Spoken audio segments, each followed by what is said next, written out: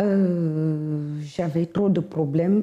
Je suis arrivée ici. Avant d'arriver ici, mon enfance d'abord n'était pas comme une enfance normale. J'ai perdu ma mère. J'avais 13 ans. Et entre 13 ans et 16 ans, j'étais avec ma tante qui m'a forcé à un mariage que je ne connaissais pas la personne.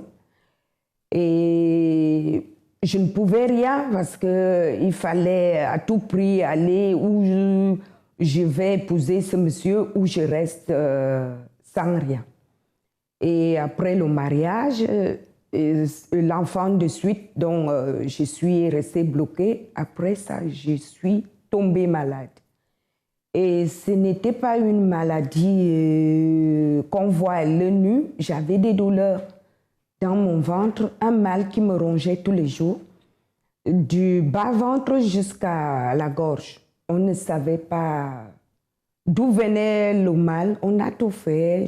On a fait des examens, des échographies qui ne montraient rien. On ne voyait rien du tout. Les marabouts qui racontaient des choses, n'importe quoi, mais qui n'ont pas pu me guérir. Je suis allée voir des prêtres, ça n'a rien fait.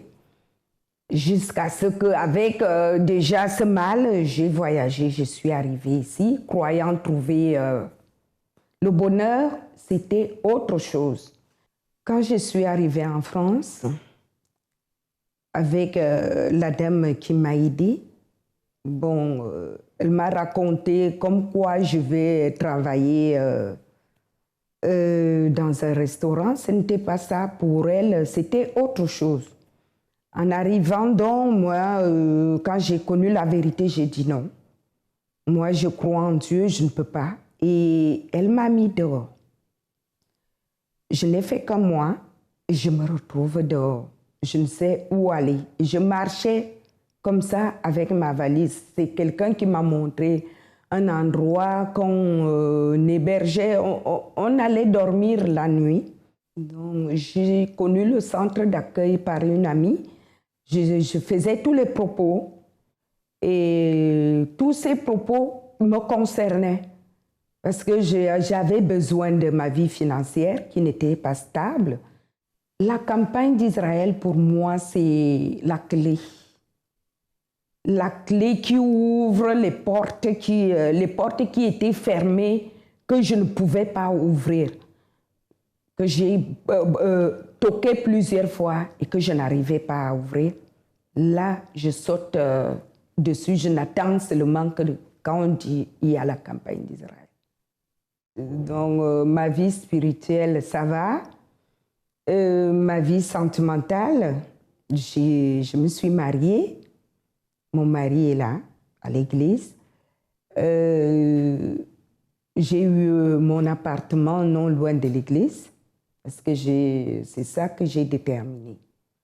Avant de servir Dieu, je lui ai dit, mon Dieu, je veux ma maison à côté de la tienne, parce que je vais te servir et j'habite pas loin d'ici.